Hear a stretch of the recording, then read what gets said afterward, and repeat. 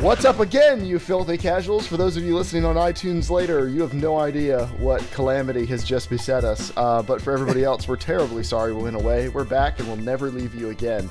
I'm JERMgaming, one of the hosts. This is a podcast all about PC games. I'm joined by Dave, James, and Joel. Say hi, everybody. Hi, everybody. All right, let's move on. We're just going to dive right back in there. Okay, so we're not... Joel, I'm sorry, I'm going to put my foot down. We're not starting the podcast off with console news. We let you have your little segment called Joel's Fantasyland, but we're not doing that first. We're going to do some PC news first, okay? Joel's Fantasyland? Yeah, the console news about how I thought we were actually going to just call it Joel Can't Count to 90 Seconds with Joel. But he usually brings up good topics, and we end up making it go longer than that, so I feel like we can't put all the blame on Joel. True. All right. You can try. All right, so we're going to just jump down the list a little bit to Titanfall, a game everyone's forgotten about. Joel, did you hear about this update right here that's coming up? No. It's called Game Update 6. Very creative title, guys. Very creative. Sounds like Windows. Windows 8. Oh, yeah, it'd be better if we called it dumb. Windows Canary, Windows Barn Swallow. Which one's better, Canary or Barn It's Swallow? better than going from what do you think? Windows No one XP, knows. Windows Vista, then Windows 7. It's just Then they went to dumb. Windows 8, and they're going to come out with Windows 9. They fixed it. Meanwhile, whatever they call it, Apple OS X 10.9. Apple 10.91. French Polynesia is like, it's coming out, and then they've got Apple Bald Puma, and then I mean, why don't they just come out with OS X 11? Would that kill them? There's been like 30 versions of iOS since OS X came out. What I was going to say is Joel is going to be super excited about this update because it involves the game mode that he's been asking for since launch. Pilot Skirmish? They're actually making it, yep. Yep, Pilot No Skirmish. Titans, no AI. It's Titanfall with no Titans and no AI, so it's Call of Oh, Duty. sweet! It's Call of Duty with jumpsuits. There it is. Black Ops 2. Dude, it's like the closest you guys have to Halo. Who's us guys? PC people? Not like You mean Don't have tournament? Halo. You mean besides Halo itself? And Halo 2. Like, I'm saying you guys don't have Halo. You guys don't... We haven't had Halo recently. Outside of Halo and Halo 2, you mean? Oh shoot, we Yeah. forgot to make our list of PC exclusive games, didn't we, Dave? We have an old list that Joel and I argued about a few months we'll back. do it later. another Do it one. later. Didn't Yeah, it yeah. start with DayZ? It probably would have. Yeah, Didn't it start with aw. DayZ when it But was you made? know, DayZ's not on the PS4 yet. They may never finish it. Honestly, that's a very real possibility. They not, may I mean, not it's really finish it not for so much on the PC either. They're gonna have to lock some features down before they release on the PC. For not being on the PC, I've put 200 hours of something into it. No, this Just is saying. exciting though about the game mode. Only because I love the gun control in it. It's really, really well made. Mm-hmm. So I think it would just be fun to just not have to worry about Titans and stuff. Because I love games like Counter-Strike and things like that where it's just like everyone has kind of similar weapons and it's just skill versus skill. It's no like Battlefield. It's kind of like a lot of it is kind of cheating when you have jets and stuff. Because if you jump listen to that. If you jump into a regular team and you have one guy who's just absolutely glorious on a jet and everyone else like never uses jets. I mean, it's not cheating, but it's like it's hardly much of a match, because it's like if no It's one unbalanced, like, but it's super the correct unbalanced, yeah. counter to that is another good jet pilot. Exactly, but that just doesn't usually Or happen. teamwork, Yeah. which also does not ever happen. Yeah, exactly. Teamwork in a Battlefield game. Because the game is just too big. It's Like, it teamwork just where doesn't work multiple for this people kind of generation. try to they team up to steal the chopper and fly it into the side of the mountain, or is it teamwork where you just screw around and see if you can jump a jet ski across the map in the middle of a competitive match? Teamwork is where you get on to film your YouTube trolls and lols video, and your team loses because you're C4ing jet skis off the map. That's what teamwork is. Marked for Death is now a permanent game mode. I honestly thought it was a permanent game mode. I didn't realize this was like Wendy's, where like they bring out a sandwich for a limited period of time. It's a cool Wendy's. idea. No, McDonald's is the worst. The McRib. I've heard Isn't stories. it every year? Like it comes out every year. I've eaten at McDonald's like 3 times my whole life. I'm not sure. The land of ogres do not have McDonald's. Big villagers. All right. They've added I was modes. gonna say, I like the concept of like rotating different game modes to try them out, but isn't Just add them. developing Add them as a- and making like a UI and programming and doing all this work for a game mode a lot of work to just possibly toss it aside in 30 days? That seems weird to me. The answer is yes, Dave. That is a lot of work to toss aside. Why do they do it? Who knows? Also, modes, who knows why they do it? They've added modes for colorblind Titan pilots. 3 colorblind options. I'm going to read them. Protanopia, Deuteranopia, and Tritanopia have been added. Now, I don't want to sound insensitive to people who are colorblind. I have colorblind people in my family. The struggle is real. But if you had a colorblind person, would you ever let them pilot a Titan? I'd be like, I'm sorry, if you're not in perfect health, you don't get to do it. You don't get to control the Perfect giant health. robot. Seriously. I mean, what's the same with jet pilots? Oh, you want to be a jet pilot, but like you know, I don't know, you have sleep arrhythmia or like you Yeah, you black have to be out in sometimes. perfect or- health, perfect vision to fly a jet. Like, yeah, it's like, but we're gonna give him a Titan. What's worse, a jet or a Titan? Think what a Titan would do if you're just rampaging through a town, like punching through buildings. my arms are cannons. I'm sorry, guys, my heart burns real bad right now. Yeah, so I mean, but you know, obviously, they're just Is adding that a common thing for people with color blindness? I don't know. I'm Like just getting saying. bad I'm heartburn just saying. and like, Any physical deformity, you'd think they'd be like, "Hey, man, you can turn wrenches in the garage. We don't let you fly it." You go to Wendy's and you eat the chili. It's like, oh yeah. I'm not going to go to war later. Well, yeah, if you brought your Titan to Wendy's, if your platoon took a stop at Wendy's before war, but I want a Frosty. I want to dip my fries in it. I might die today. Let me dip my fries in a Frosty. isn't anybody susceptible to heartburn? I mean, I guess some people get it worse than others. Maybe we shouldn't have Titans at all. It's well, that's another discussion. I think it's mostly diet related. Like, if anybody eats the right or the wrong foods, I guess if you look at it that way, anyone can get heartburn. But like vegans don't really get heartburn a lot. Real vegans, not like ho-ho and Twinkie vegans. Okay, so anyway, Pro tip, actually, to avoid heartburn, simply avoid those $1 Michelina microwave meals, and you'll feel a lot better. Michelina? What is Michelina? The $1 microwave meals. I had Banquet, okay? When I was in college, we had $1 Banquet meals. I went to Walmart and I saw them and I was like, this is fantastic. A whole meal for $1? Gave about $8 of food away. Well, I ate Michelinas for 3 years while I was a Are student you saying you worker. threw up? how are you not dead? I mean, don't read the back.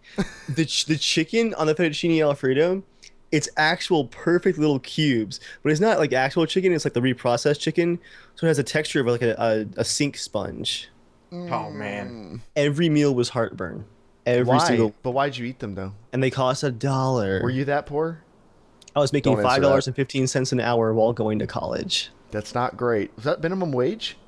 That was minimum wage when I started. Yeah. Really? $5? I thought they knocked it up to $7. Well, I mean, not that that's that great either, but Yeah. So you were year and a making, half if you after I worked full started. time, you were making $11,000 a year. Fantastic. But I wasn't working full time. You because I weren't was going to full-time? school. Yeah. Were you student worker?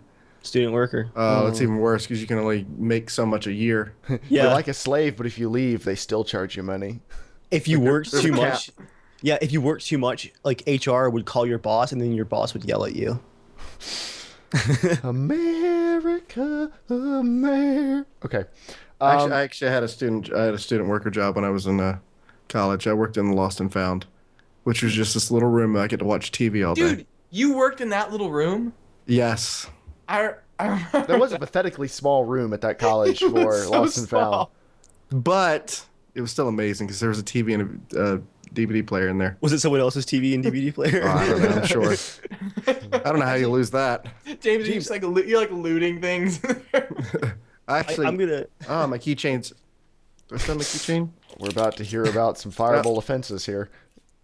No, it was the end of the year. At the end of the year, it was all fair game. I had a okay. U2 keychain from the Lost and Found at Liberty. A U2? Hey, oh, U2, hey. sorry. Hey, mister, we don't say names of things. Oh, heaven forbid. Redacted. Redacted. I I'm not sure was that's gonna how that say, works. James. Yeah, I it was a actually U2 playing, pop tour. I was quite impressed by the lost and found. This is going to date myself a little bit, but my first freshman year at college, I had a giant binder full of CDs still, and I would carry it around and listen to my CD player still my freshman year. And I left it in one of the buildings one day, and 2 days later, someone turned in the entire binder full of CDs to lost and found. After they ripped them all. They saw your music and was like, well, I should probably just return this to this guy. I don't want any of it. I was actually curious. I'm like, did this just scare them? He seems like the type of guy, he cares about this a little too much. Let's go ahead and give this back. He's got quite a few death metal bands in here. It's a little dark. So back to Titanfall. Other updates. There's an ultra rare burn card called Gambling is for Winners that gives you the ability to use your entire deck from inside a match. But it's super rare. There's also black market daily deals, which you can buy individual burn cards. And then you can use a burn card autofill, so it automatically fills empty burn card slots for you. And what I think is a really cool thing is, if late to the game, a new feature where if you join a match that's more than halfway over, losses will not be counted against your record. But if you win, you will get that. So then there's more optimizations. They say the matchmaking's a lot better, which I guess I'll hop in and try it and see if that's really true. And then there's just a bunch of little bug fixes and stuff. But that's just them. They're making lots of changes that the community's requesting. I'm just worried that not enough of the community's still there. Yeah. But if the community's not still there, does it matter?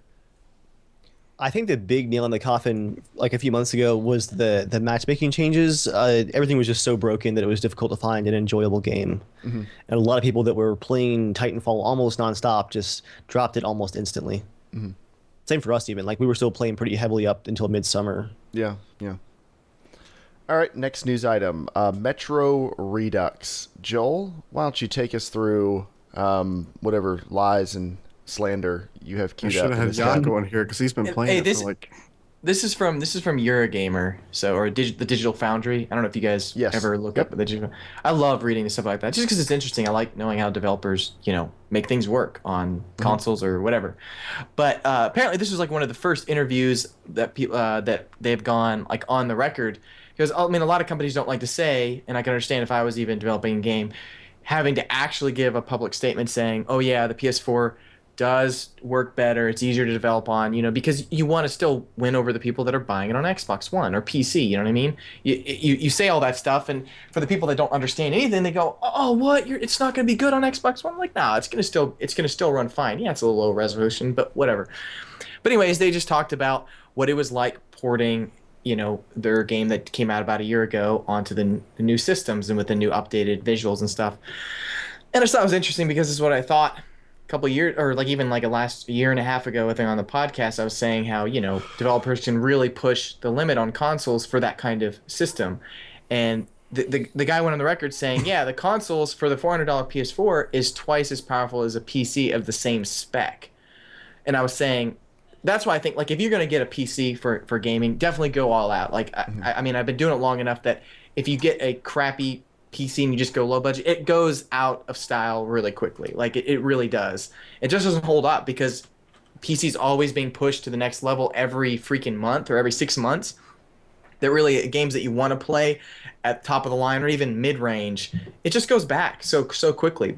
And so even when you guys were saying, oh, I can build one for $400, like, it's gonna be a decent PC. Dave, but do you have the news story ready that I hope you have ready? No, you don't. Okay, keep going, Joel. Sorry. I'm just saying it's not going to last as long as a PS4 is with the same type of visuals. The same, in 10 years or in 6 years, that $400 computer that you just bought is not going to last the same way as a PS4 does because they have the same tech and everything. So it's not bashing PCs because the thing is, as soon as you buy a PC, it's already outdated. Like, you're never like ahead of the curve on PCs ever. You're just at the top of the line for a few months, and then you're already out of, less than that even in some cases. You know what I mean? Like, I mean, I'm all for PCs getting the high level stuff. I'm just saying for the bang for your buck, it's not $400 to have a PS4 type quality, for your computer that's going to be running everything about the same. Right, but that's not really true, Joel. The difference with a PC is you can have the mid-level experience with mid-level hardware for years. the top of the line experience is what keeps getting pushed forward. On a console, you never get the top of the line experience. You're getting a mid-range experience for years, and they can do that consistently. PCs can do the exact same thing. It's when people want to have the absolute best that they have to keep upgrading, and that's what's so expensive. You can play with graphics similar to a console for years on low-end hardware. No, I'm just saying that's definitely not true. That's 100% not true. Nope, it definitely is true. Heck no. No, I've got friends who have kept like Chris on the podcast. He had an 8800 GT up until 2012 and was still playing like all modern games on very high running settings. At 60 FPS, V-synced. It depended on the game. You know, I mean, like It certain depends on the games. You know, I was like, no, I don't. I mean, it doesn't matter. It doesn't matter what GPU you had when Watch Dogs came out. No one could run it at 60 FPS, consoles or PC, because the game was a broken piece of crap. But if a game is optimized enough that anyone can run it at 60 FPS, no, I don't remember. Like, he was definitely not running on the highest settings, but he was running like medium to medium, high to high on new games. It's definitely possible. So I'm saying, if you bought a $400 PC right now, if you bought that wouldn't fit in even. It's going to last for 6 years with a PS4 and hold its own with a PS4. Well, it's not going to do that. It's impossible. Can you do it for that money? Yes. Well, no, dude. hold How? on. Like, I just want to. How can You couldn't get the beat that? 8800 with when it came out. Not when it came out. With not hardware. when it came out. No, that's the thing. Is if you want to buy the brand new stuff when it comes out, which PS4s and Xboxes aren't. They are several-year-old technology that's been repackaged into it. So if you buy behind the curve, if you buy several-year-old stuff, I guarantee you can get more graphics horsepower out of a PC for the same price. I have an example. JERMgaming, which is a Chinese computer company, they've made a Steam machine that's $300.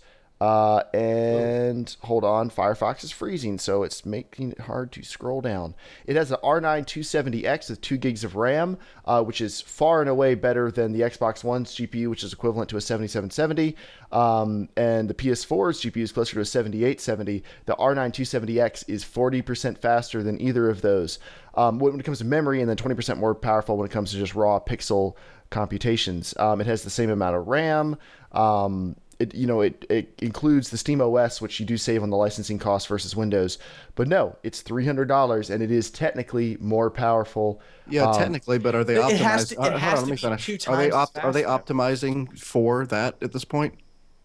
For a Steam machine? I mean, I don't know. When new Steam games OS come out, Steam OS hasn't officially been released yet. So on the beta side of it, supposedly it's going really well. I guess we don't know for sure till it comes out. What I'm trying to say is people are selling hardware that's more powerful.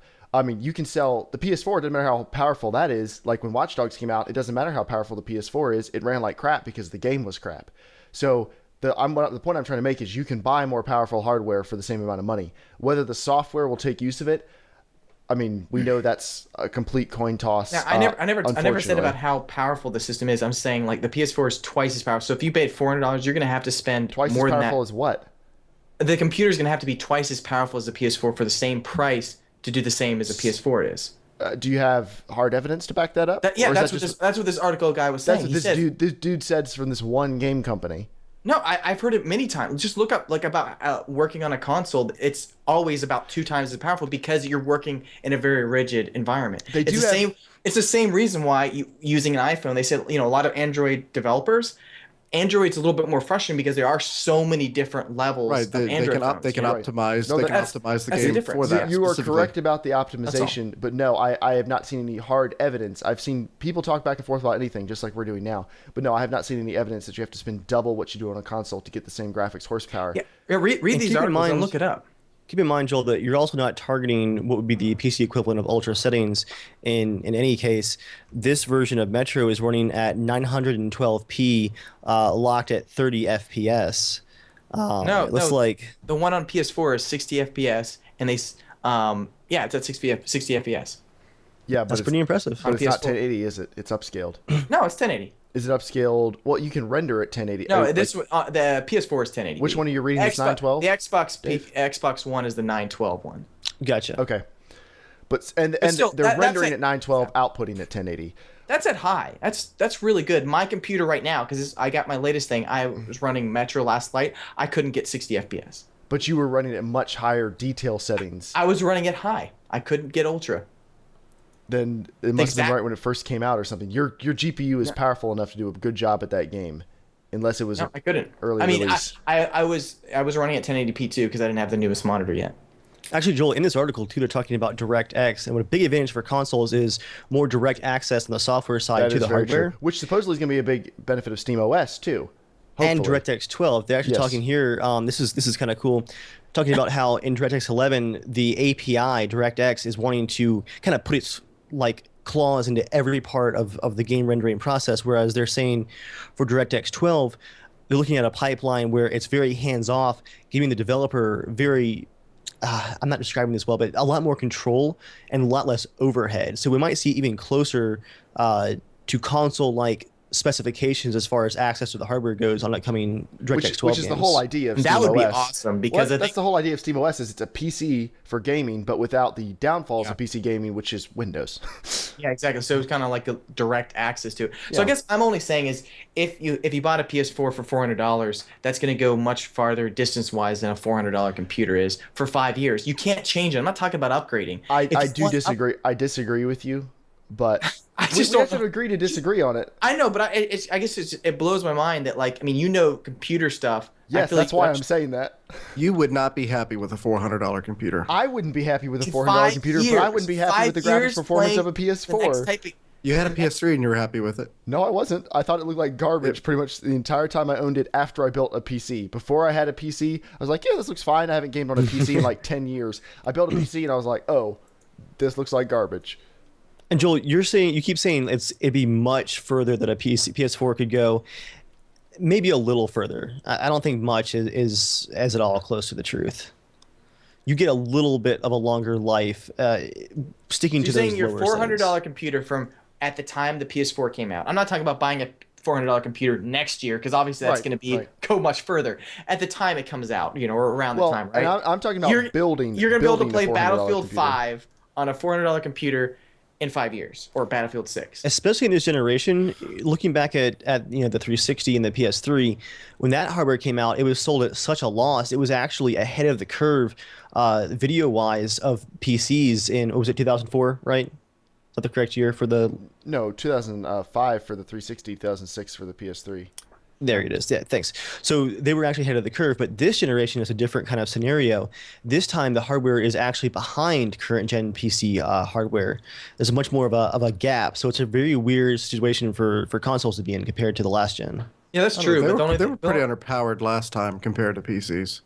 I mean, PCs have become a lot more popular, the PC gaming, but Well, even then, I mean, look at the RAM that they had on board. I mean, it's just like laughable now.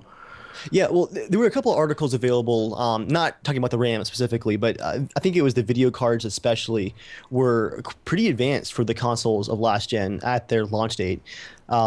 PC-wise, you would have to pay a lot of more money to get that equivalent hardware at the launch date, but not this gen at all. But one of the last things in this article was a guy says he said it was really fantastic how CPUs really don't matter that much at all. Well, It and really, really the big job of a CPU is providing enough system overhead for the graphics card to do its job, which is something we've been running into on PCs for years.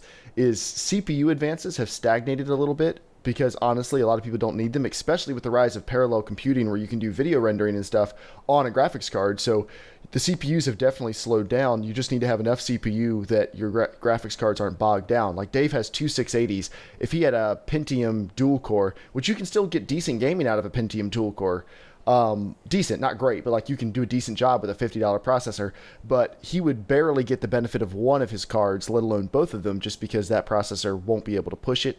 So that's something very real you have to take into account. But yeah, the article is definitely right.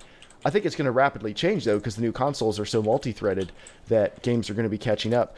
I want to address real quick what Joel is trying to say or not Joel, sorry, the lanky soldier is saying in chat. He says, my PC costs about $700. I think in 3 or 4 years I won't be able to play on Ultra. No, you won't be able to play on Ultra. But that's the thing. Console gamers aren't playing on Ultra at any point. You'll probably be able to play on medium to low in 4 years. Probably still medium, definitely still low. And if you want to look at the games that came out on the Xbox 360 and the PS3 the last 2 years they were out on the market, they were like lower than low. They're low at 500p upscaled or 720p upscaled. at low frame rates. Grand Theft Auto 5 barely runs on the consoles. It's a gorgeous game, but it barely runs on last-gen consoles. So you can get a similar experience for the same money. But no, of course you can't play on Ultra. If you want to play on Ultra, that's what you pay. That's what you pay for. All the extra money is to have the best settings. But you have options that a console gamer never has. But really, it's a dumb thing to argue about. I know we argue about it a lot. It's dumb if you play games on whatever you like, but PC is definitely the more powerful platform. But I don't know. It just interests me because my computer right now, I can't play Battlefield 4 at Ultra at whatsoever. I can only play on high, and it barely keeps at 60 FPS. Barely. But then you're picking a really crappily optimized game for that.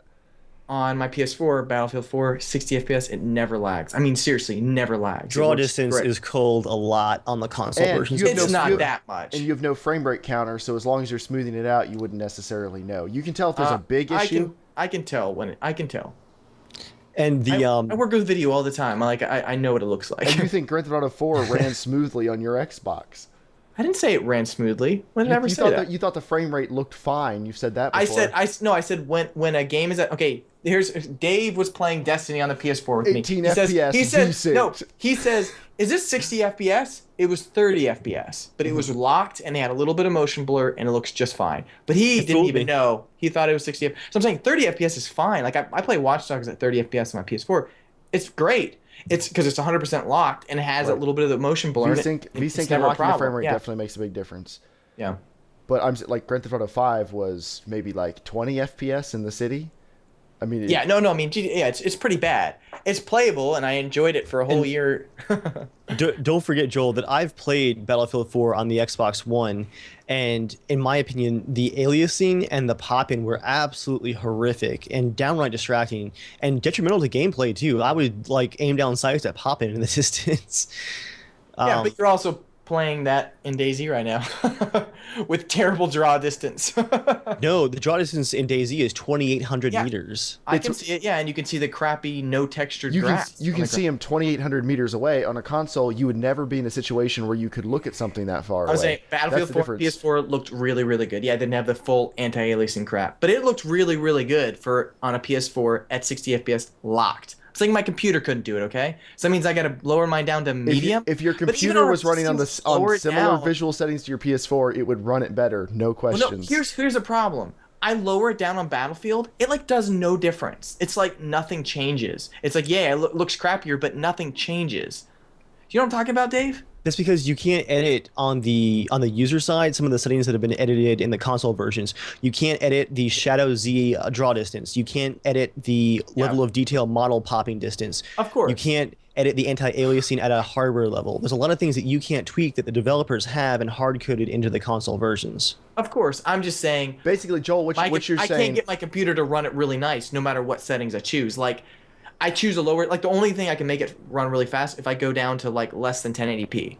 And what that means, Joel, is that DICE has decided to start the PC version at a base level that is higher than consoles, and maybe just for optimization Joel, purposes. It's all about the individual people doing the software, the individual games. The entirety of whether it's going to be crappy or not rests with them. I understand that. I totally agree. That's what I'm saying. That's why I really enjoy consoles, because it's like. Because there's rarely games that come out on PC like The Witcher. It's going to be phenomenal. I know that. I understand those games. Half-Life is going to be phenomenal. Games that are made like Star Citizen. Joel, Half-Life 3. It's like Joel was built to live in a fascist society or something. No, Take my choice away. I will love you. Tell me these are the only two choices, and I will like them. Except we have choices. We have choices of better exclusives. Yeah. We're not doing that tonight. That's another night. Okay. That's another night. I'm just saying. I love exclusive PC games because they work so phenomenally well. But I'm saying for the majority of the time, you get crappy things like that. I would not say the majority of the time. Not the majority of the time. When was the last podcast where like, man, this game run really good? I play games all the time that run really well. We play games all the time that run really well. Major AAA releases on consoles and PCs have really taken a downturn the past couple years. Almost every AAA release sucks across the board. Watch Dogs and Battlefield 4 sucked across everything at launch. If you want a recent PC exclusive, Tropico 5 ran buttery smooth at launch, and it still runs buttery smooth now. I mean, that's just a most recent example I can think of. Dark Souls 2 ran fine for me. and it's still running fine. There are plenty of games that do. You just Dark hear Souls about 1, man, without a hitch. No. I'm kidding. I'm kidding. That's my what they gosh. need. Yeah, no, know what, Joel? Right here, this is why PCs are superior. We have games for Windows live. That's dead now. We don't talk about that. No, it's not. It's actually not dead, and it makes me sad. Oh man, that sucks. I know, right? All right, Joel. I'm sorry that we turned this into an argument in the middle of a news thing. I love But art. just briefly, I will say, Joel, I'm actually going to put this article aside in one of my many tabs and read it later because it's long, but they actually go into a lot of the technical detail. And what I've just gotten from a brief reading is that what are the developers called for Metro? I'm not even sure. I can't find their studio name. They did some serious work on this game, and it is really impressive what they accomplished. These are probably the best console games I've seen so far for the like next gen, current gen, whatever you want to call it, consoles. It's a good article for sure. Mm-hmm. Although I read it while we were doing the news thing, and I don't think it supports Joel's position quite as well. But the developers definitely, I think the biggest thing he's in favor of is the direct access to system architecture, which I mean is definitely a good thing. Like I'm all on board with people getting that. But one of these days with Uncle Norman's money, I'm just gonna buy a $400 PC, and we will see. We will do the Joel, test. if you buy a $400 PC, it's going to suck. If you let us build a $400 PC. Another thing you have to keep in mind when you're talking about $400 PCs, and this is a big thing that Steam machines are supposed to change, no one builds for the $400 gaming PC market. That is not a consumer base. Like, that's like saying, why aren't people building $20 iPhones? Because no one wants a $20 iPhone. You know, they can sell them for more. They sell them for more. Hopefully, some of the Steam machines, like the $400 to $500 Steam machines, will make that more of a thing. But It's the same reason why iPhones don't cost $900 when you buy them. You know, that's subsidies. Some of the actual like cost of it is like $650 This something. is kind like of that. this is kind of an apples and oranges thing too, because you can't build a PS4. You don't build You your can't, $400 exactly. PS4. You're paying for research and development. You're paying for marketing. Right. You're paying for someone else to actually build your hardware. Well, you're paying for all that for all the individual parts you buy to build a computer. Right, Like, but then technically someone should be paid to build it for you. If you technically, really want yes. to have But that's what I'm saying. a true comparison. You're right. We can't really do a fair comparison because there's no profit margin for $400 gaming computers because like Sony gets a cut of games that are sold for the PS4. They're getting more cuts across the board. Right. You buy a graphics card from Zotac, they're not going to get anything when you buy games for it. Like they just lose money if they were going to sell a PC for that much money. I think that's why you have to custom build because it's just there's no market there. There's a market for consoles because they can sell them at a loss and make the money up elsewhere. Although with this latest generation, supposedly they're not even taking a loss, which is awesome. But they're not taking a loss because they used very moderate hardware. And they didn't try to do anything crazy like they did with the Cell processor. That was a big moneymaker for Sony. Man, the whole thing. They've made some real gambles over the year, and some have been amazing. The first and some 2 have years just I owned been- my PS3, all I was told was the Cell processor. Just wait, guys. When they figure out the optimization, this thing is going to scream. Never happened. It's always like, yeah, well, it runs worse than the Xbox 360 version. But man, that Cell processor, when they get that thing ripping. Yeah, it was When they not figure it out. And then, not developer years later, friendly. I bet 10 years from now, some Sony guy's going to write a book called We Knew It Wasn't Going to Work, but It Sounded Cool and We Were Scared. That'll be the title. Because every time you hear them talk about the Cell processor, they're basically like, I mean, it's real powerful if someone figures out what to do with it. It's like saying I've got a Prius with 900 horsepower that only has one drive wheel. It's like, theoretically, this will go really fast. No one will ever live to see it, though.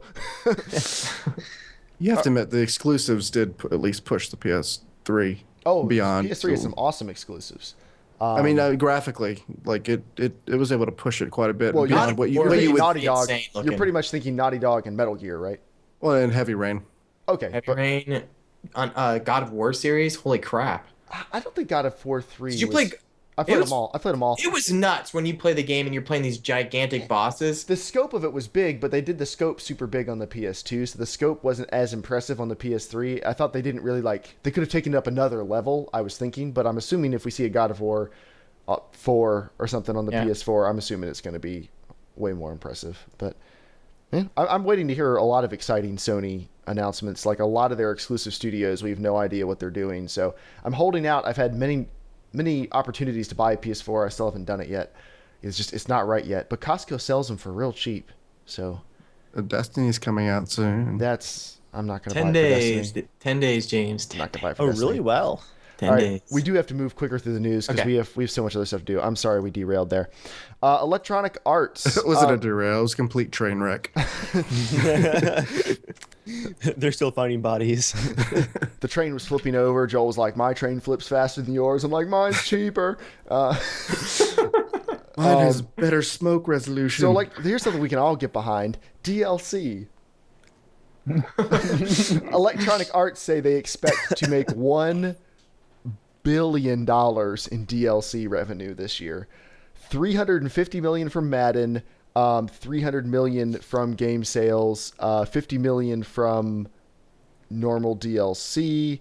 I don't know how they're going to make that much money off Madden. I'm not really sure, but they want to make $1 billion just off DLC this year. So anyone who doesn't like DLC, sorry, that's not going away anytime soon. Well, when you don't do R&D and you don't make much changes, so you don't have to have much staff from Madden, it's almost pure profit. I'm waiting. I've heard numerous other people say this. Madden just needs to turn into a platform. Like, you just pay for the roster updates as they come out or Well, something. if they had a subscription model, Yeah, I think exactly. that would. $5 They a probably month. make There's more, so many though, people off that the would yearly make. releases. If you were charging people $5 a month to play Madden, though, that's $60 a year, and you'll probably get way more people who are like, they'll just let their subscription lapse when they would have skipped a year or something. They're like, it's You know, $5 it'd be a like- month. Who cares? It'd be like $8.99. Come on, you got to push those profits Dude, up, Jeremiah. The Think monthly big. payment thing has to work. Think of all the things that have switched over to it. Your music now is a monthly paid service for a lot of people. Your movies and TV shows are a monthly paid service. Your radio monthly paid service. Books now you can get as a monthly paid service because they must know people are inclined to go, that's just $5 a month. It's just $10 a month. Like, I wonder who's so going to be the first to make a Netflix for games. Well, EA has peop- already got the people have already subscription tried model. Netflix for games. It was called OnLive, and it was just too ahead of its time, and it sucked. But I guess Sony's trying to do that with the PlayStation Now. It's really they bought Gaikai, which was trying to do what OnLive did, and they're just trying to bring the tech later. I'm guessing it's going to be another 5 or 6 years, and then the problem with games is not like I don't think it's the hardware; it's the network infrastructure can't handle it. Well, I think I got to try the PlayStation Now. It was pretty incredible. It worked really well. I was really impressed. I honestly don't remember what game it was. You It was can like a watch 2D Netflix though platformer. on crappy DSL. You have to have good cable Yeah, to you do have play. to have- That's the problem is we're just not there yet. I'm sure it's going to James, happen. were you mentioning the EA subscribe thing? Is that what you Yeah, were saying? on Xbox. Did you hear about that, Jeremiah? Yes, actually, that's a pretty decent deal. James, It would- is. would What you is mind it? running What us is through it? Yeah, Dave, go ahead. I forgot most of the details, but isn't it like it was like $6 or $7 a month? It's basically According to I can do it, I Ultra, can do it's it. $10 a month, but $10 No, a they month. said it was that going to could be be $5 a exchange month. rate. They said it was $5 a month. I thought. I thought I heard 5 or 6, for yeah. accuracy. All right. Well, anyway, the details of it are it's basically PlayStation Plus, but for Electronic Arts games. So they'll be bringing not their brand new games, but slightly older games, DLC, But no, pretty early new, access, pretty new, but not like you're not going to get mad on the day it comes out on this service. But you might get it a couple months later, and you'll get discounts on DLC. You'll get early access to some games. It's basically just like the EA fan club with some free games thrown in. But for $5 a month, which seems It's like a pretty $5 a decent- month or $29 a year. $29.99. $29 a year That's a is good very deal. reasonable. If Madden or FIFA hits it once a year, like that's a good deal. So yeah, I it's cool, but then Kind of like is they're that own gonna- making their own PS Plus, Yeah, but that makes you wonder: are their EA games not going to come to PS Plus anymore? Are they just going to start screwing each other out of everything? I'm guessing Little Steam Origin fight style thing. Yeah, going yeah. I'm again, guessing there's going to be some of that. So now it sucks. Like I have an Origin library and a Steam library and a Uplay library because everyone just wants to Don't fight mention over that the word. pie. Just don't even mention that word. Yeah, but So Almost makes me is your, wanna- is your Origin library linked in your Steam account? that's a thing. Oh, linking your non-Steam games? Do you launch them no, from no, Steam? no! I launch them through Origin. Okay. I'm not like embarrassed. I just Are you thinking about family sharing, James? no. You can launch a non Steam game through Steam. No, cool thing though, if you have Origin, you need to go to Amazon Games right now and you need to buy the complete Command and Conquer collection for $5. 17 Command and Conquer games for $5. Guys, lot of we need to have compatibility we need to have a issues. we need to have a CSG Tiberium Wars night. Like that just needs to happen super bad. So please go buy it. Speaking of Origin, segue, SimCity, which you can get for I think $6 on this sale or $10. I'm not sure. It's worth $6. But Maxis confirmed they had no plans to extend SimCity's maximum city size because all of the things they did poorly in the game got worse as the city scaled up.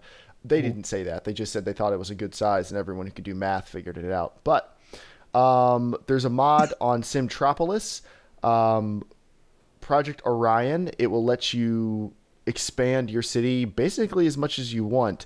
But issues with it, you have to install a second mod to have roads outside of the normal boundaries. Land value and pollution maps are visually misaligned. And there'll be lots of lag as it expands. But the mod is in beta, so it might fix itself. But for now, I laughed though because I saw this posted on r/games as a giant topic. That the title was something along the lines of, despite Max's insistence that larger cities were not possible, mod adds them with no issues. And the moderators actually edited the title and said, yes, severe issues. The mod's impressive, but it breaks everything. Yeah. It's not like when the mod came out for Watch Dogs, like, oh, this makes the game pretty much objectively better in every way. Yeah, it's not like that at all. It's very obvious why EA decided to limit the city size, and it is what everyone knew within a few months of the game's launch, is that the agent system did not scale well past a certain point. Pierre Gersloth mentioned something good in chat. ARMA 3 is half off for a couple days. You need to go buy it. If you have not, well, if you like that stuff. If you don't buy it. Guys, the mods, I've been on the workshop for a few months now adding We're things. in happy mode. But I told Jeremiah a few nights ago, we've been playing some missions, and we're trying to get like a mod, like a 4 gig or so mod compilation package together for all of us just to have just tons of guns and new vehicles just to make missions with. And so I went on Armaholic under yes, it's called Armaholic, best ARMA fan site ever. I went under the ARMA 3 section, and over the course of about 3 hours, I downloaded like a couple gigs worth of mods, probably like 40 different mods all together. Just amazing amounts of stuff. Your game won't even launch. Oh, I haven't tried to add them yet. The way the mods actually work in ARMA, it's really smart. They're in separate contained file, so you can just turn them off very easily when you launch the game. It's kind of like the Elder Scrolls games have you can like turn mods on and off in the launchers. Or you might have to get a special launcher for that. It is cool because like a lot of mods, you put them in. Like Grand Theft Auto is a hard game to mod, and it's so easy to screw that game up with mods. But no, they've designed ARMA to be modded, so it does a very good job. Like I don't think I've ever had ARMA break. They're looking for the next big game. Well, no, I don't know. It's not so much game modes, I don't think. Most of the add-on stuff for ARMA is people will add every country. You can get their faction soldiers, and you get everybody's vehicles. And, like, they just know the community is going to do such a good job adding those things. It really would be a waste of time for them to do it, because modders are going to want to do it anyway. So they kind of build a platform, and everyone else adds to it, and they add core engine features. But ARMA anyway. 2 blew my mind because I played it in 2009 when it first launched, and I had some issues running the game, go figure, in 2009. Put it aside for a few years and came back for DayZ, which then got us back into ARMA 2. And I kind of like stepped back and looked at all the mods available for ARMA 2, and that community, even with the smaller amount of sales that ARMA 2 had created a terrifyingly large amount of mods. Like, the dedication of these people, like, even Dean Hall was a modder in ARMA 1 and 2 before he made DayZ. Like, he has a Cessna plane mod out there that he made. He has a couple missions he made. We loaded into a mission once, and I heard his sexy voice coming over, the voiceover. It's pretty cool. The modding community for ARMA has always been ridiculously dedicated and really tight-knit, too. So when you buy ARMA 3, you're not just buying one of PC's most impressive sandboxes. You're buying a platform to install like 10 years worth of mods and different games onto. Speaking of sandbox, you guys hear about Metro? Their direction to go more sandbox? No, I hadn't heard read that. about it. Released that today. In the article, in that same article, they were talking about their next game they're working on right now is going to be more sandbox. It's the underground stalker I always wanted. Now it's gone forever. All right, next news item. So Google was in talks to buy Twitch, and that fell through. And then Amazon bought Twitch. It just kind of happened all of a sudden. It turns out Google could not, Google couldn't buy it because there were potential antitrust issues arising from their ownership of YouTube. Basically, it looked like they might become a monopoly, and they weren't. Which is good for no one except for Google. They couldn't really reach agreements about stuff, so they didn't buy it. Then Amazon buys it. So they say Twitch CEO Emmett Shear says that Amazon and Twitch have shared visions and cultures, and Amazon thinks about problems and solving those problems in the same way we do at Twitch. Whatever. I don't care about any of that. The thing I care about is Amazon's cloud computing business, which is big and booming. You can rent Amazon cloud servers, and if that makes Twitch run better, I am all for it, because we all know Twitch is decent, but for the amount of web traffic they do, like, the site grew faster than their back end did, and they have issues. So, Yep. we'll see. But yeah, I think that's exciting. I feel good about Amazon buying them, better about Amazon buying them than Google. Like, I guess I don't feel like Amazon screwed me quite as many times, so I don't know. I guess it's their turn. Yeah, I mean, at this point, I'm an Amazon Prime member, but on the other hand, I use every single Google service. I have an Android phone. I have a YouTube account. Amazon, please fight back. I want some competition. All right, our next news item is AMD. I am an AMD fanboy. I'm not ashamed of it. I like them because they're scrappy, and every couple of years they surprise you. One problem we've always had with their processors is per core, they're not nearly as fast as Intel, but they do give you a lot of cores for the money. So you'll need less money now to buy the FX 9590. It has gone down to $219. It's a base clock of 4.7 gigahertz, and it boosts up to 5 gigahertz, which is... Did you say 4.7 stock clock? Boosts to 5. It's really a very high-bend version of the FX 8350, and they're introducing some mid-range chips that are 4.1 to 4.3. So even though they're slower per clock, once you get to that point, like, they're pretty stinking good deals. You're just brute forcing it. Like, forget the efficiency. You're just throwing speed at it. That's an 8-core, 5 gigahertz chip. That's seriously fast. Like, DayZ 27 frames per second. Well, but for video rendering... Don't get too crazy, James. But for video rendering or running a server or a bunch of other things, that would be like an amazing chip, and Intel couldn't compete with it for the money. But yeah, for more single-threaded gaming applications, no, it's still not going to be that amazing. But yeah, so that's pretty cool. And they're going to be shipping to R9 285 soon, which is going to be like a slightly spec'd up R9 285. And then they're shipping Radeon R7 SSDs, which are really, they bought OCZ, and they're really just OCZ drives. But they're supposed to be really, really cheap. Supposedly like $200 to $250 for like a 480 gig drive, like really reasonable prices. But that's all kind of rumors right now, so we'll see.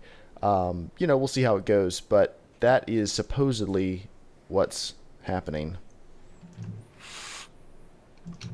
All right, and then if I can get copy and paste to work, we'll go to the next news item, which is PlanetSide 2 on the PS4 running at 40 to 60 FPS on ultra graphics. Joel, is this you? Here we go again. What's more into the breach? The developers were just saying that it's performing pretty well, and that's basically it. They just said they're trying to really lock down to be able to get 60 right now. They said it works pretty smoothly. It's only when there's like a dozen or so people just all slammed in the mix that it kind of bogs down. But I'm like, that's really good, because that is honestly like kind of most PCs playing at ultra. Like it swings down to 40 sometimes around. But I'm like, that's really good. I wasn't expecting them trying to get an ultra. Yeah. So they've done a ton of optimization on that game. Like when it first came out, no one could run it well. Like it's a huge game. It was like the Crisis. It was a slug in beta. It was mostly because of the server end of it. Like the game was so big. It wasn't because of the visual fidelity or something. It was just the game was too massive. But they've optimized it enough that it actually runs really well on PCs now. So if they can hit 40 to 60 FPS on ultra settings at 1080p, that's pretty impressive. Now, it is developed by Sony Online Entertainment. So if it was going to run well anywhere, you'd hope it would run well on a PS4. But I think that's good that they seem confident. I think it's dumb that they mentioned that, though. Like, I would wait till it comes out and surprise everybody, because if it falls anywhere short of that, that's what people are going to beat them over the head with. You said ultra. You said 60 FPS. It's 1079p. Upscaled. 1079. And all the PC one. Master Race people are like, I can see the difference. It's a little fuzzy. I don't know what's wrong with y'all. Actually, wouldn't a 1 pixel scale like make everything just a little bit fuzzy and weird? 1 pixel scale would probably really screw something up. Yeah. that would just feel like wrong. Like, just please, just add a single pixel of black. What if they did this, guys? They kept it at 1080p, but they just took away pixels in certain areas of the screen, so it wasn't actually scaled. It was just like you missed pixels, like in the middle, like a thin black bar on the outside. You could do that. You could downscale it a little bit. No one would ever know. It's like right. having a crappy monitor. It is now mail time. Our first piece of mail is Mail time. easily the longest mail we've ever gotten. It's at least 500 words. I'm not going to read it all. Jerry, who wrote in, thank you very much. Wait, you too can write in. This is a love letter to Joel, isn't it? No. Oh, dang it. You too can write in casualshenanigans@gmail.com. We will not read your entire email on the show if it's too long, but I definitely did read the entire thing. I'm going to skim through it. It's still going to be long even with skimming.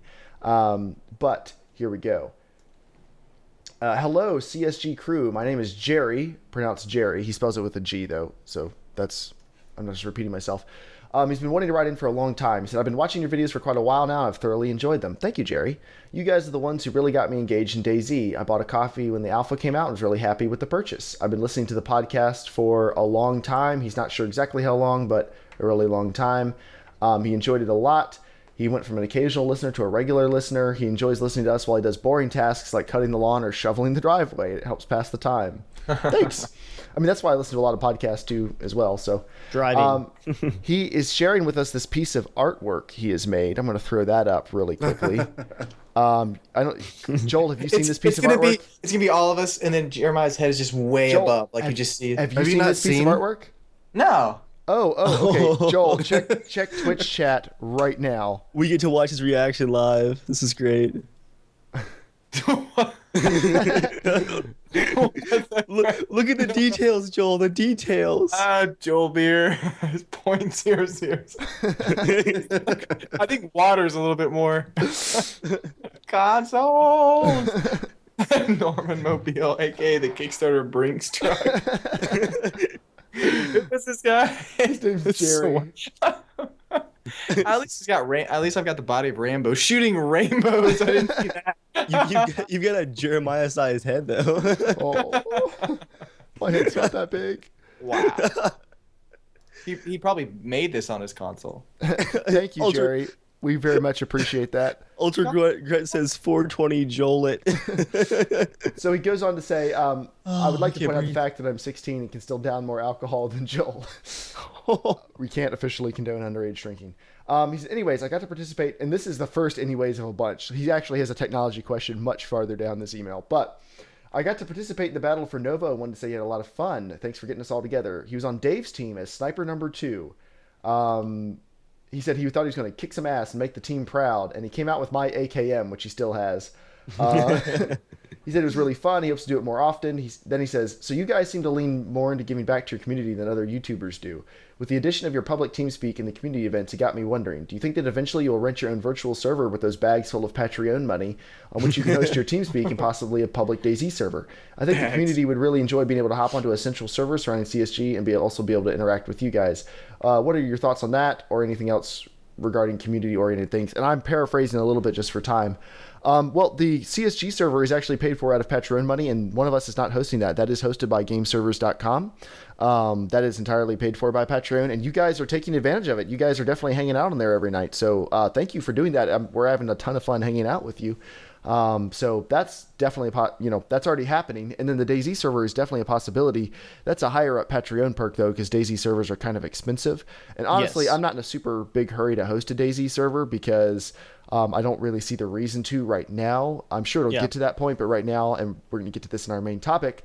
I just don't really see there be a big advantage to us hosting a DayZ server right now, but it's definitely something we want to do at some point.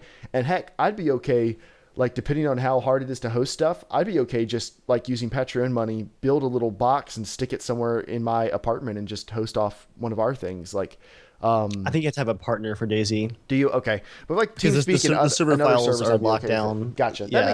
makes sense. But like, I was just thinking there's many ways we could probably do this, but right now DayZ server is not in the cards right now, but we would definitely like to do it at some point, but the TeamSpeak honestly, server is a start. You are missing one big benefit to having a server. What? When you're getting shot up, you can just reset the server. We'll get to that. Hold on, James. Keep those dogs leashed for now. That pro DayZ But let MLG that gameplay, anger- James. You let know that- how it's Let done. that anger start building, though. That's very healthy. I like that. What I was gonna say though is I think around maybe the end of the year, like in December, once tents, persistence, vehicles, and all like it's pretty stable, and it's a lot like the mod as far as features, and we have a reason to have a home base. If we push Patreon hard and everybody jumps on board, we really could have like a DayZ home that like we're just always playing when we're playing DayZ on there, hanging out, That's and the it would be eventual first goal. person. It would be first person. Yeah, it probably would be. And we hosted a mod server, and it was decently fun, but not that many people played on it. It wasn't. It Really was right worth when it then. the mod had dropped off severely because of the hacking. Right when we hosted our server. Mm-hmm. So Okay, so now he's getting to his tech question.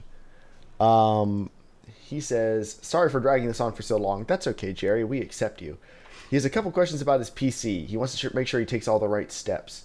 His current PC is the one he has just sent me a link to.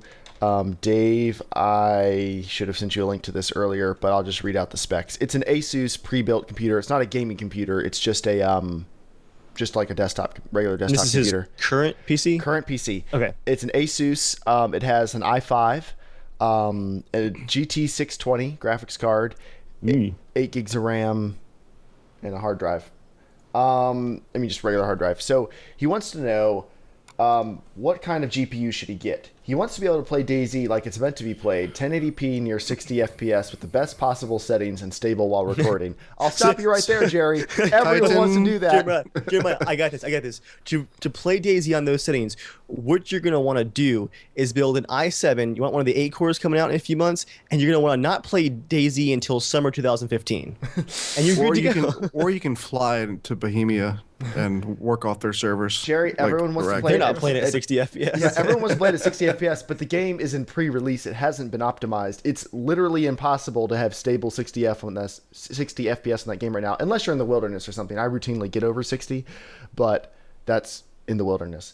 But we can. I understand what you're asking though. I don't play many other games that require tough power. I don't need overkill, but it would be nice to have something that can handle other games. I prefer NVIDIA and want to get Shadow Play. Do you have any recommended graphics card brands? He has no idea about those. He was thinking about getting an R9 290, but he'd prefer NVIDIA. So if we could recommend one that's the same performance of an R9 290 with the same price, that would be great. Can't recommend one that's the same price as an R9 290 with similar performance. AMD always wins on price to performance. But his question is, what needs to happen for me to upgrade? If I upgrade to a new card, can I overclock it? Do I need to buy a power supply? Do I need a new motherboard? And this is overclocking the graphics card, not his processor. Do you have any suggestions on alternative different priority upgrades? Should I wait till new GPUs come out?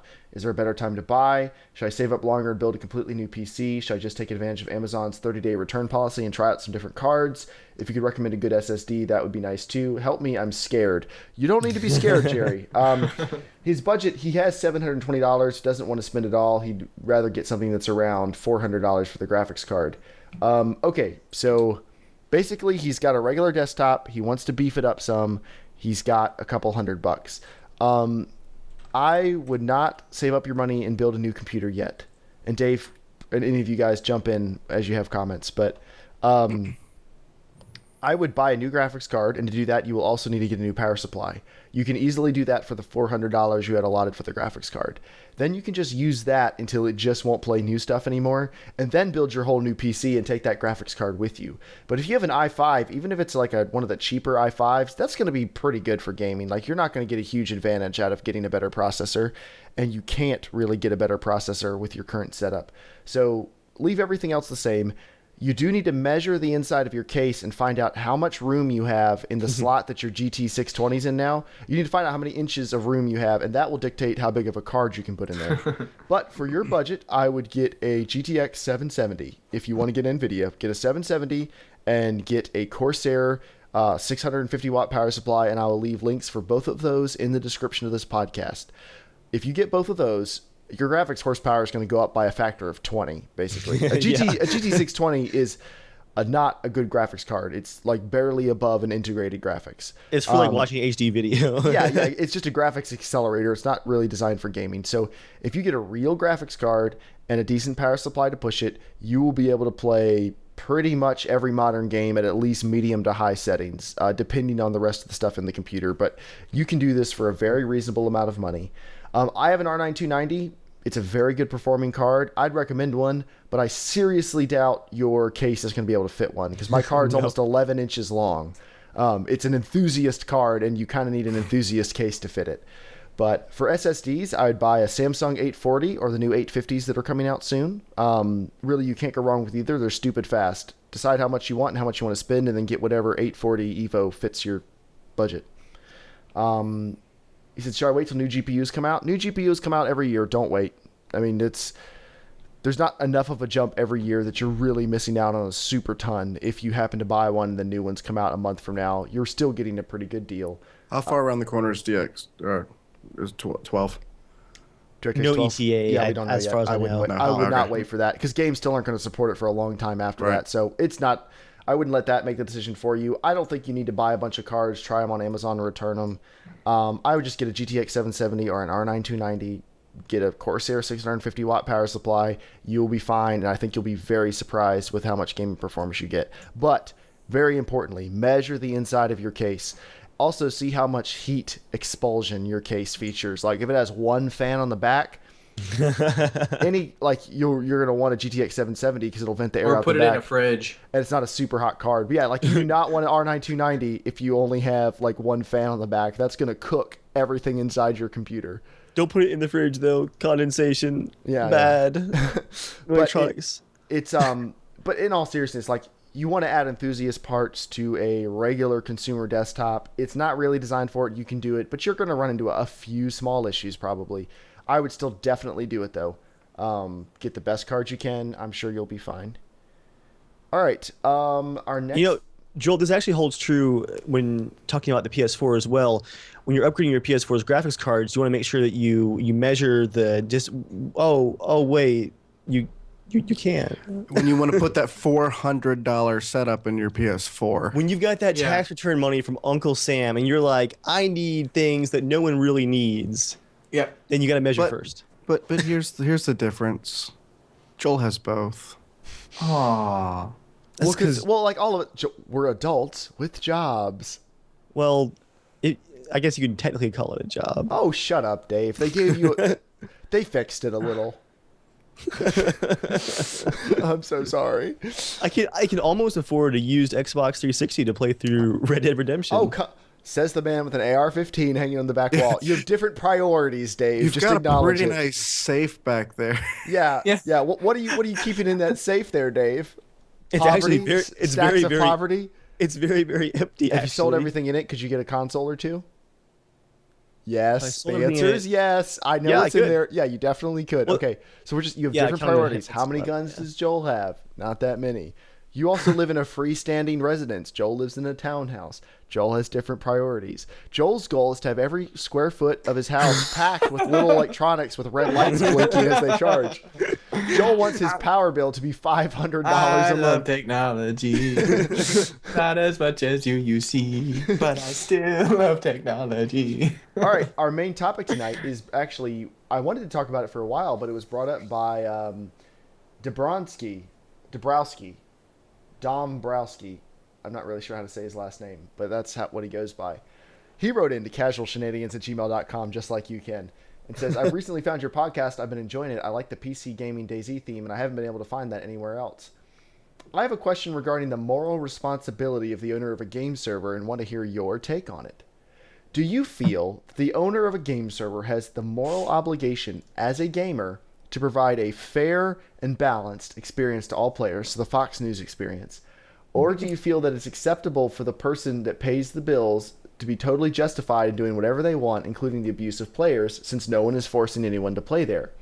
Obviously, no one likes a dick admin, and there are mostly no rules, with the somewhat exception of DayZ, that say it has to be done one way or the other, so this is purely academic. Having run game servers in the past, I can see both sides of the issue, but was interested in your take on it. So guys, what's your take on that? If you run a game server, what is your responsibility? I would say I don't think there's any moral component to it at all. To be honest. Well, I guess moral on a variety of degrees. Like, is it morality related, like, on the same scale as war and genocide? No. In the realm of video games, is there some, maybe not morals, but ethical? Would you say there may be some ethical questions? I don't know. Being a dick isn't really even ethics, you know? I mean, that's just kind of you're either kind of a crappy about this person or. For you, James, let me ask you this. When the hacking got really bad in the DayZ mod, and then private servers were getting very, very popular, some admins wrote some tools that not only allowed you to read all the logs, like try to hunt down the hacker like in a giant log to figure out who's like spawning things, but you could actually like free cam on different players. Even if you were also playing on the same server, you could free cam, follow them around, see like where their intents were and whatnot. And it worked really well for figuring out who was cheating. But that's a lot of power in one person's hands, and immediately there were admins and servers who abused it. Would you find an issue if you were playing DayZ and you were looting and playing legitimately, and you knew that there was like an eye in the sky that could watch you at any time? If you knew that they were watching you and like finding your tents and stuff, would you find an issue with that? I probably wouldn't play their server. A good point. But what if? But that's the thing. I mean, DayZ does have a set of terms of service that they're supposed to kind of stick to, even though they don't necessarily. Private do. hives were the Private hives don't, but exception. we're running into the issue of people who just rent servers, and they're publicly available, and they're kind of gaming the system. For me, that's the issue. That's where the problem. Right. The issue is they're presented as, this is another DayZ server, and then you hop in, and I'll just walk people through really quickly what happened to us. You can see it in a recent Breaking Bad episode, but we edited it for time and stuff. But we were playing on a server. We saw two guys at the airfield. We engaged them. We killed them, and then the server restarted all of a sudden. So we thought, I wonder if those were the admins. But you can't tell for sure. It could have just been bad timing. So the server comes back up. I'm running around the airfield. And then one of the guys stands back up, like one of the dead bodies. So I shoot him again. And the server restarts 10 seconds later. So at that point, we knew we were killing the admins, and they were restarting the server trying to get their life and their gear back. See, I have a major problem with that. Everyone should have a problem with that because there's a different. Sorry, go ahead. There's a difference when you have your own private server, and you pretty much say, "Hey, you want to play on this? These are the rules." You might not like the rules, but you don't have to play here. And there's nothing wrong with a private server, but it was accessible through the public DayZ server browser. Like, it wasn't presented as a our house, our rules thing. Like, I wish they had passwords and stuff for that kind of stuff. Yeah. If you want to have a password protected server where you do whatever you want, as long as you're not breaking the terms of service, I wouldn't care. But when I click on regular DayZ servers and your server pops up and I hop into it and you abuse the players, I do see that as a major issue. Also on Battlefield servers, there are tons of Battlefield servers that are public-facing ranked servers that say, you use grenades, we'll ban you. Use the jets, we'll ban you. You use rocket launchers, we'll ban you. Like, I mean, there's ones, like, if you're too good, and we'll ban you. And they can't enforce that according to the terms of service. Yeah. They can't enforce it. But players have to run into that, run across the admins, get kicked from the server, figure out what server they were on, and then report that and wait for the reports to go through and actually for action to be taken. Otherwise, they just get away with it. See, if it says if you use grenades or this and that, if you don't have the ability to actually lock it out, I don't think that's even fair to say. If you don't want people to use it, take it out.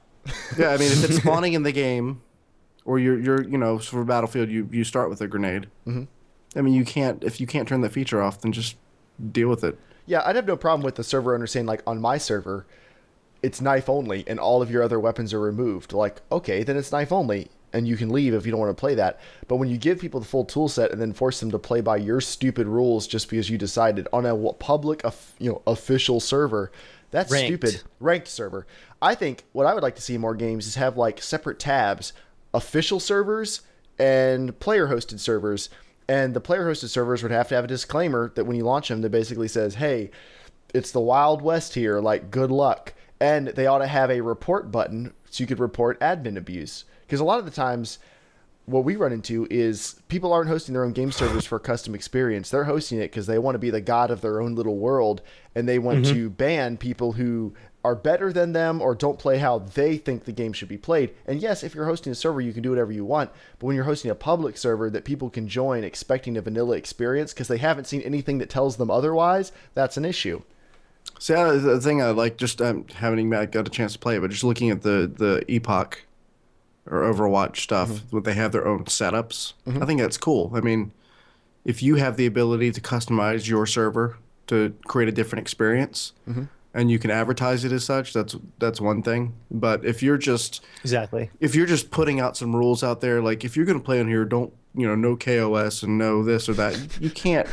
If you can't Every DayZ server says that no KOS, right? Okay. That's Character has to have a 10-year backstory and a family tree, like mine do. Well, but on the Epoch servers, when you're joining them, when you're like, there's a big old splash screen that you get to stare at for 5 minutes because the mod didn't load very 10 minutes. fast. 10 minutes maybe, and they walk you through all the rules. They have very clear expectations set, and I have no problem with that. Usually, I think the games that we have the problem with most of the time are DayZ standalone servers and Battlefield servers.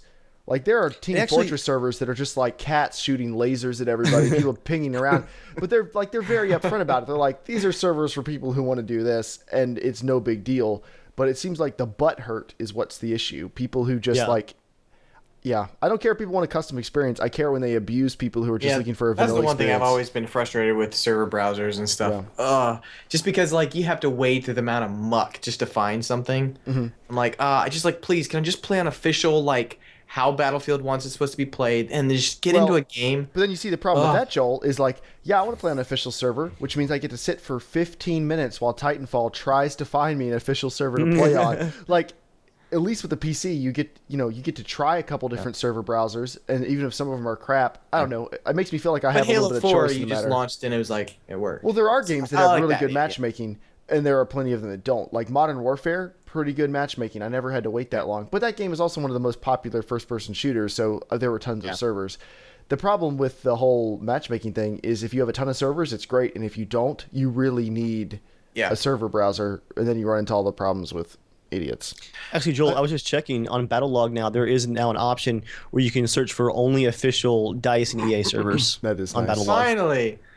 Oh, just a little tidbit for you guys. Apparently, there's more PS4 players playing Battlefield 4 than PC. I'm sure that's true because most of the PC players have deserted it because DICE screwed it up so bad.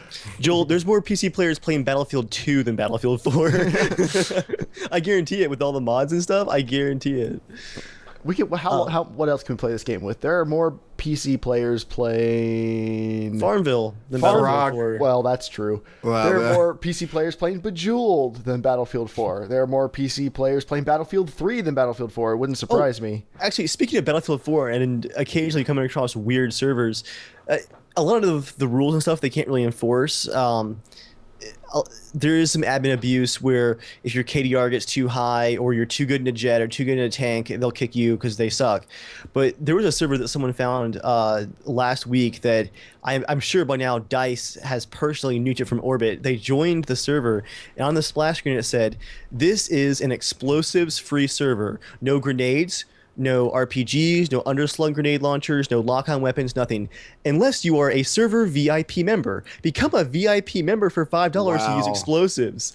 And someone's like, I'm pretty sure this violates the terms of servers. They're profiting off of these custom rules. And do they make really any money off that? Who's going to be like, that's worth it so I can play on this server, not one of the other $2,000 server, like 2,000 servers that are available? People do buy it. That's what blows my mind is people will pay that for that experience. How many people, though? Because you also how many people pay for hacks? Also a good question. The thing about the server 2 Jeremiah it must be is like 30,000, I'm guessing. with that example in particular, not only did you get the explosives and not getting kicked by the server for using explosives, but you also got the VIP slot. So like if the server was full, you could join, pull out your grenade launcher, and massacre the other 63 people that were playing. So you got like premium access, quick access, and then you could do whatever you wanted. People would pay for that kind of power. It's like it's just this side of like paying for hacks. Like if you don't want to go that far and might get your account banned, like pay for an unfair advantage inside the server instead. Yeah. I want to know who the stupid people are that go in there and play that don't pay. Like, I know, who wants to go into that situation like, well, I'm sure it's fine. I'm sure nobody paid for it. And then there's like 10 people like on the roof with like an ammo box next to them. But how would you know if someone was using explosives? How would you know if they're a paying member or not? Like, that doesn't even seem enforceable.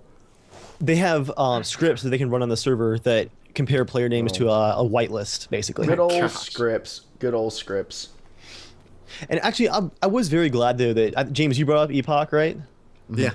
Yeah, that's a great example actually of the good side of custom servers, even with crazy rules, is as long as the title is good, you can really create some unique experiences. And yes, sometimes Epoch titles are like 4,000 characters long and ridiculous, They but should probably limit the amount of characters for some of that stuff. yeah. Well, going through the Epoch server list, you really do have a really wide variety of options. You can play vanilla Epoch, or you can find servers that have features like maybe you don't like gathering fuel for vehicles, so you find a server that has the automatic refuel when you pull up to a gas station. Maybe some players would be like, that's a little too easy. Like I want to actually have to find the fuel. You can look for it in like 2 minutes. You can find a couple of servers that have that not available. So that is a good example of kind of the freedom. And then the other example I was thinking of was Gary's Mod. There are no official Gary's Mod servers. Gary's Mod is almost like a different game from what I haven't played it myself. I want to very soon. But from what I've heard, when you join a Gary's Mod server, you could be playing a different game basically than other people on different servers. Well, Gary's Mod is a platform. It's not really a game in the common sense. Like it's a platform, and people create all these weird games to play on it. So just like with Team Fortress 2 or Counter-Strike, you can join a Gary's Mod. Well, they're all source-based. Who would have known?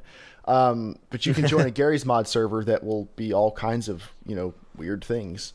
And who knows? Yeah, I jumped into. I remember like the old Source games, just like Day of Defeat or Counter-Strike Source.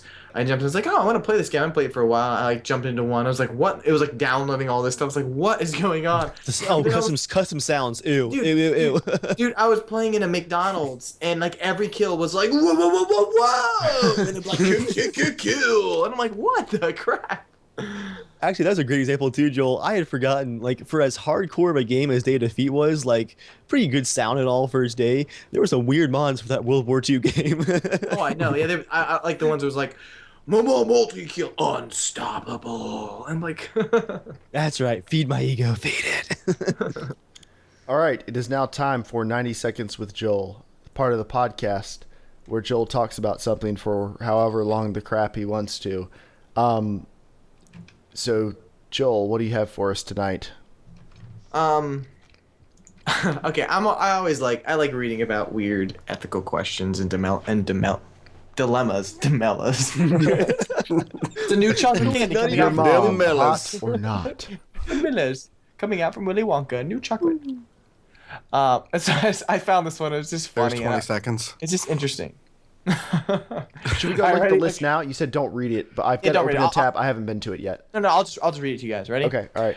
So the dilemma is, a pregnant woman leading a group of people out of a cave on a coast is stuck in the mouth of a cave. And stuck in the mouth. Leave her. Problem solved. Oh no, sorry. No, there's more. Okay. Okay. In a short time, a high tide will be upon them, and unless she is unstuck, they will all be drowned except the woman whose head is out of the cave.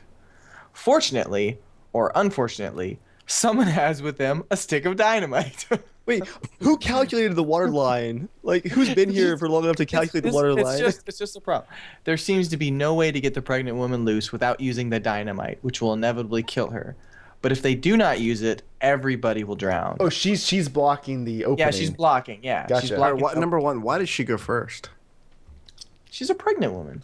What does that mean? Women and children first. Who went on a cave hike? That's her problem. No. They're Okay, coming, but you said her head was stuck. they're coming back out of the cave, but she gets stuck, so her head's kind of like peeking out of the cave. All right, so make sure I understand. Everyone else is Everyone's stuck behind her.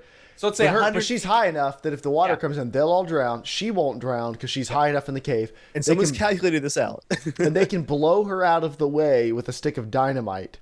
Yeah. And the pressure won't kill all of them inside the cave. They can't like push her back in the cave and like. No. So we're just assuming for the sake of argument, that there's no other way out of this except to explode this woman. Except for to just strap a bunch of dynamite on her, like one of those the bloaters in Left 4 Dead 2. Okay. That's a really great example. It works though. It works. So You're gonna shove it down her throat. Boomers, Joel? Boomers. What did I say? Bloaters. Bloaters. That's pretty accurate. Is that? I think that might be the name of the Last of Us people. The bloaters. Anyway. So that's me after a all right, Mexican lunch. let's just go down the line and don't go. Oh, is there a third option? No, there's only two options. Okay. Wait, we're asking what would we do? It's just, would you blow her up to save 150 people, or would you let? There's 150 people in the cave. What type of caving trip is 2 or this? 3 people? Like, are you talking about 150? That's Yeah, kind of but a no-brainer. So you're okay with strapping the dynamite on her and blowing her up? Would you do it? Do you think To you could do save it? 150 people? Yeah, Can she communicate back into the cave? yeah, yeah. I think you're doing that, and then you're also killing a unborn kid, or semi-born.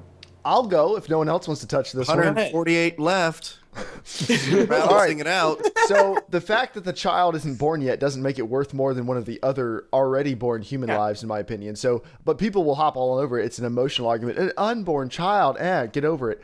So first problem is this woman went on a caving trip, apparently so pregnant that she can't fit back out the hole. That's problem number one. Problem number two, I refuse to accept that this is a or B situation.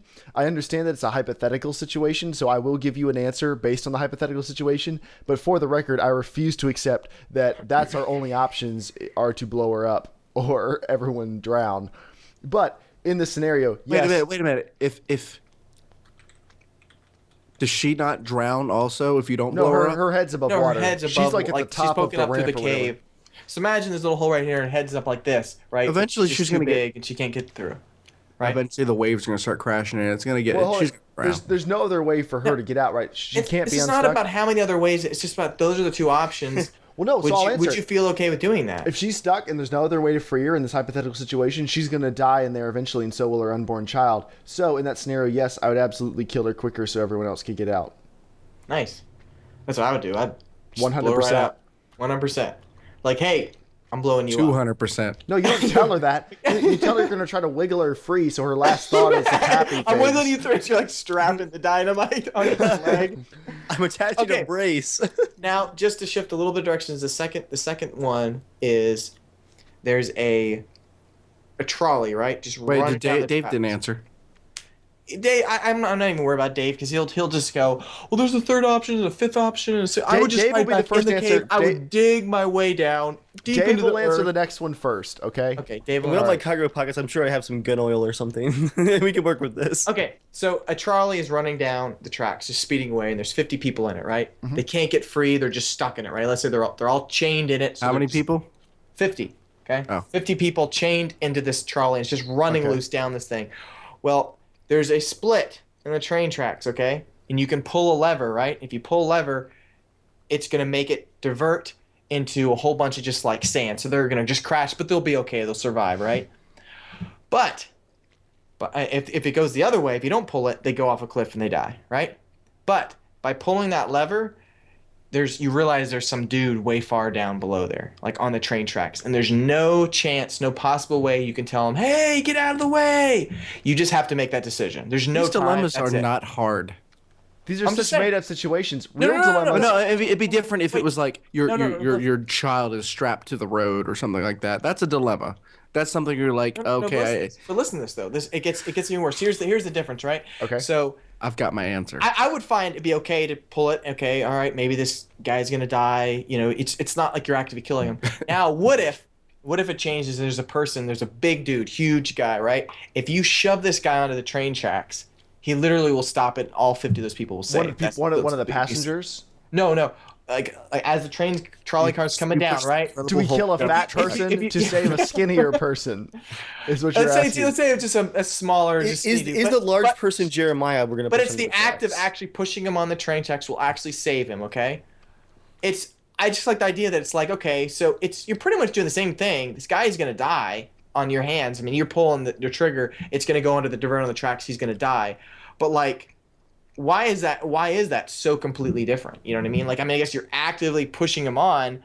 But what's the difference between you pushing him on or pulling? This is such a made-up situation, though. But Dave, hold Yeah. on. You're first. Sorry, you're first. Go ahead. I, for one, am just really glad that Joel can come up with such great PC gaming questions for the podcast.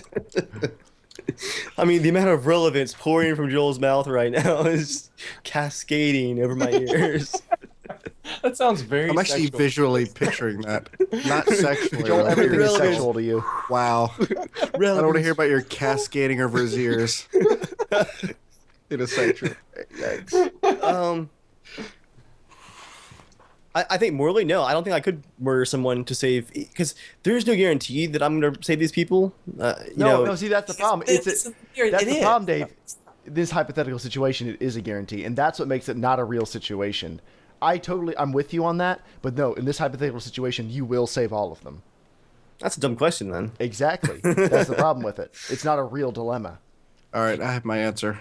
All right, James. Because in real life, you would be shoving someone onto the tracks with maybe even a good possibility of maybe saving everybody, but you don't know that. Right. So you're going to commit murder over the chance of saving a bunch of people?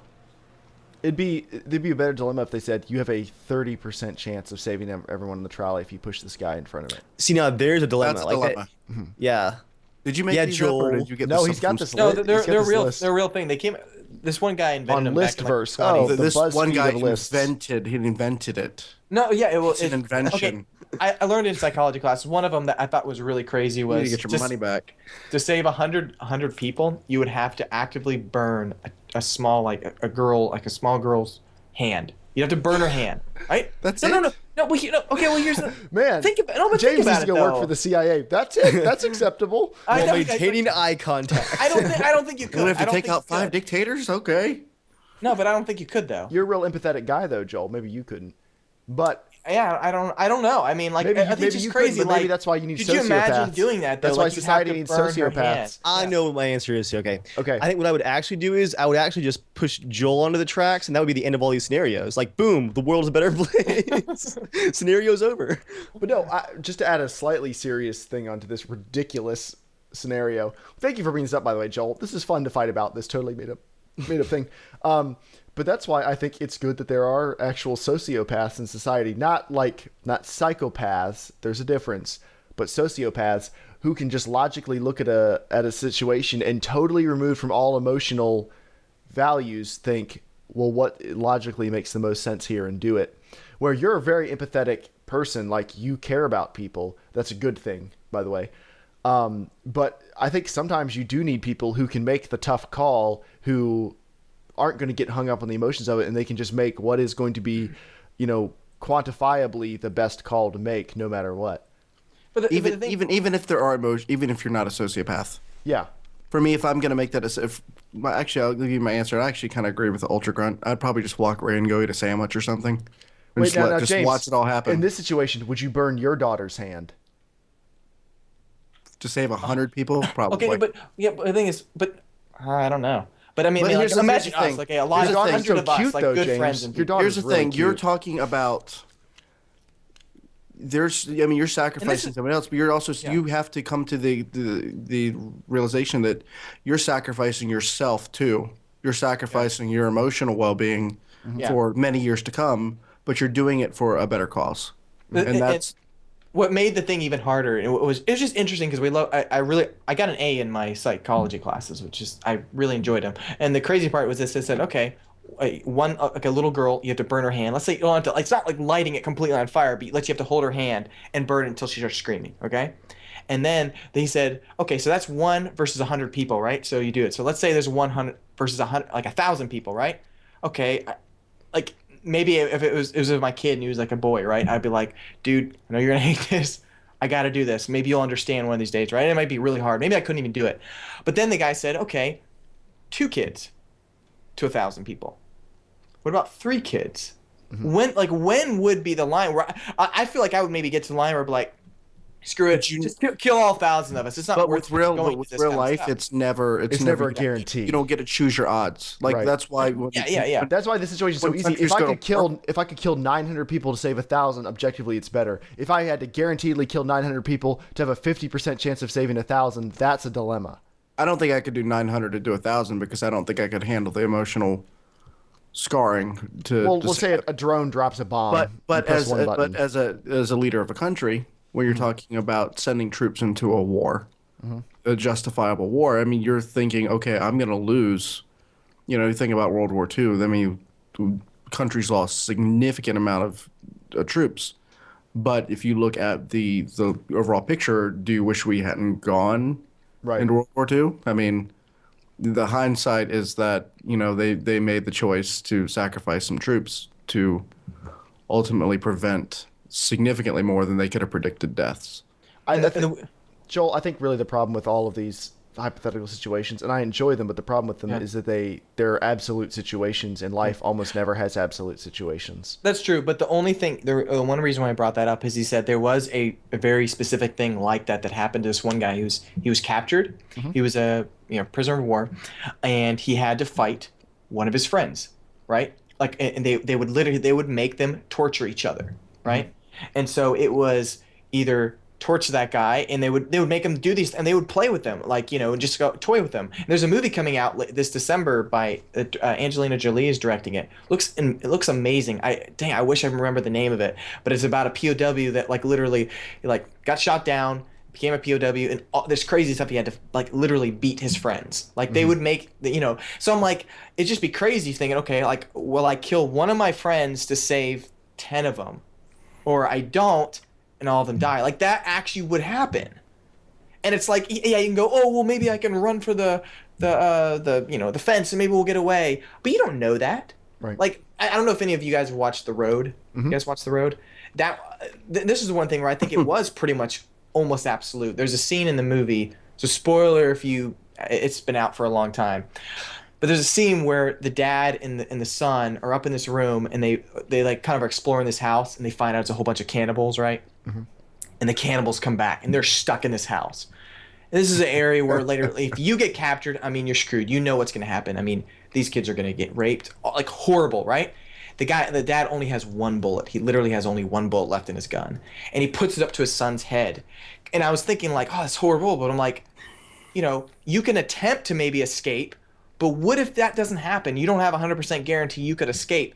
That's pretty much guarantee your kid's going to have the most horrible thing ever happen to him. Shoot your kid, cut your wrists. Exactly. Well, and I thought that was just so interesting and so depressing, but it's like, that is kind of more of a straight 100% chance. Like you have a 100% chance that something bad will happen, but you have a 50% chance you might escape and save it. So what do you do? Right. And I thought that was such a depressing but realistic choice. But he didn't make that beforehand. It's not like no, I didn't watch. It happened during several times in the movie. Actually, a couple of scenarios, like he told the kid what he was going to do. Right, but he never got to the point where he just was like, I could open the door or I can shoot you. I don't know what I want to do. It was always the back burner. Thing. Yeah, but so it was never. It was never 100%. I got to make a decision now. Which one do I want to do? He almost got to it though. I mean, a third option presented itself at the last minute, but he was the so third close. Option that doesn't present itself. Oh. Joel's house of cards comes tumbling down. This is basically it right here. Ultra Grunt just said in the chat that I think Joel would do well in prison. All right, so we're gonna shut 90 seconds with What Joel a down. happy way to end the podcast. Joel, thank you for whatever that was. So I guess I find that stuff enjoyable. No, I do find it intriguing. Brain teasers for Try it again, but come back with some dilemmas that have more options or have like shade to them. Don't do such black and white ones because that makes it easy. Yeah, I mean, those are some of the most popular ones. I was listening on NPR. Like that's like it's like the most popular ones you can find. Okay, to me that didn't seem that difficult. Make some difficult ones. It's not necessarily about making the choice, but understanding what is the difference between both of them. That's more the thing. It's not like, hey, I'll choose to chuck the fat guy in front of it, but it's the difference between if you pull a lever and the fat guy falls through a hole like a trap door. What's the difference between you pushing him onto the tracks and you pulling or pressing a button that makes him fall through a trap door? What's the difference? Yeah. I think that was interesting. All right, or what if you're 1,000 miles away and you're told if you push this button, a fat man will fall in front of the trolley? Exactly. Yeah. All right, so now it is time for comments of the week, where Dave and me this week, I also have one, reaches deep into the bowels of the internet and scrapes around with one of those little serving spoons they use for ice cream, like to take a sample. And he takes a sample of the dung that has accumulated on the underside of his videos this week and scoops it up for everyone to take a little taste of that chocolate peanut butter goodness. So, Dave, what chocolatey peanut butter goodness do you have for us? This is not my personal comment of the week, but it was a comment on a YouTube video, so it still is a YouTube comment, about the scientific facts about frame rates in games. Okay. Guys, who cares? It is a scientific fact that the human eye cannot tell the difference between 60 and 30 FPS. In fact, I'd argue that 60 FPS feels or looks worse. 60 FPS is too smooth. It's like petting a shark. The scales, frames... Wait a minute, hold on. If he can't tell the difference, then No logic. Feels, not reels, James. It's like petting a shark. The scales, frames, What the hell does that mean? Keep going. are Let's too let's smooth. ride this one out. The scales frames are too smooth, so it cuts your hand. Eyes. Well, 30 FPS is nice and stable and gives you better immersion because the frames travel a longer distance, so the world looks bigger. What? I've never met anyone who loves consoles who would honestly believe any of the garbage that you just read. That sounds like a big troll. That sounds honestly. like a troll. If the shark analogy didn't clear things up for you, I don't know what I can do to help you. Well, it might have a little bit of a truth to it. I mean, imagine playing Half-Life. Can you wait for sarcasm? Can you not tell sarcasm? I'll write it out. He's just ready to stomp down like, oh, I'm a piece of master race, put my hand down his throat. No, I'm just saying. What? Yeah, Jeremiah, I think my wife just got home right when I said that. Stop breathing down Joel's throat, Jeremiah. Stop it. No. I was gonna say, dude, the first time we load up Half-Life 3, I mean, our eyes might explode. So I'm gonna buy it on the PS2 just in case, like shark scales, just for safety. Yeah. I need to be able to see those jagged edges, so I know, like, woo, too scary. What's too real. Okay, it's just a game. It's not. It's just a game. It's not real. Then you can work up to Xbox One, then PS4, then a Steam box, and then a Master Race PC, and then you'll be like, oh, now Gaben has shown me the light. Dave, that's not how Half-Life 3 is gonna be revealed. They're gonna go to E3, and Gaben's just gonna be like, he presses a button, the whole thing opens up, and we've never been on Earth this whole time. It's like, welcome to Zen. You are now in Half-Life 3. It's like, what do you mean in? Like, we moved everyone. What the heck? If anyone This is what Joel dreams about at night. Gabe's just like, oh, I think it's cute you guys call it Earth. I've always called it Steam. Welcome to my world. You just play here. All right, and for our last comment of the week, a comment on my ALS Ice Bucket Challenge video. I was nominated by Manta701 to do a video. Username Lucifer for President says, I love you, man. Can you do it naked next time? No. 1, no one wants to see that, I can promise you. That guy 2, why? Although we did have the problem, Joel, I guess tee a joke up. My shorts didn't even get wet because the water, when they poured it over me, it just got all absorbed on the way down. My shorts were totally dry. It's probably like the heat from coming out of the atmosphere. Like all the water burnt up. You're forgetting the part, Jeremiah, that the guy you had helping you with the Ice Bucket Challenge was not tall enough to pour it over your head, and you had to squat so he could dump the ice bucket over your head. No joke. I was watching them thinking, how is this guy going to get this guy even wet? I was just waiting for your ankles to be splash. He was trying to stand on he was standing on an end table, but it kept rocking back and forth, so we were worried it wasn't going to be safe. So I told him I'd crouch. But it was 3 gallons. It wasn't an insubstantial amount of water, but I think that was pretty funny. So anyway, guys, that is the podcast night. Thank you everyone for coming out. Thank you for tuning in. Thank you to those of you who support us on Patreon. As always, you can support us on Patreon, which helps buy better mics and stuff. I ordered a better mic this week, and we're waiting to hear back from a couple people on their mic upgrades. And it also pays for the TeamSpeak server, which you should definitely go check out. Follow us on Twitter, Casual Shenanigans, JERMgaming, Evil Viking, and write into the show at casualshenanigans@gmail.com. Thank you. Please send your artwork. Oh yeah. Yes, I like more artwork. Let's keep the artwork train going.